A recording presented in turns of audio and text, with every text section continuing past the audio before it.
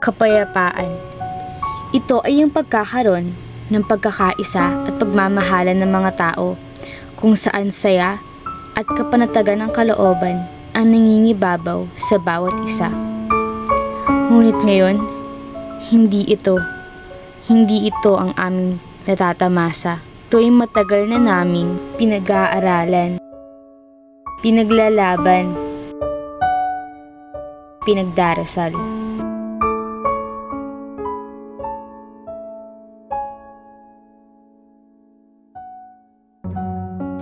Kapayapaan.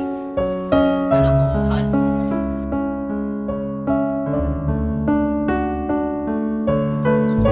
Hindi mag-asa pa.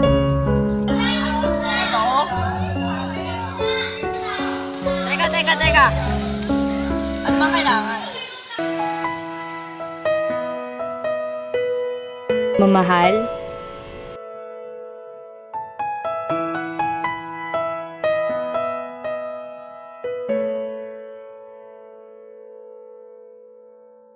pagkakaisa,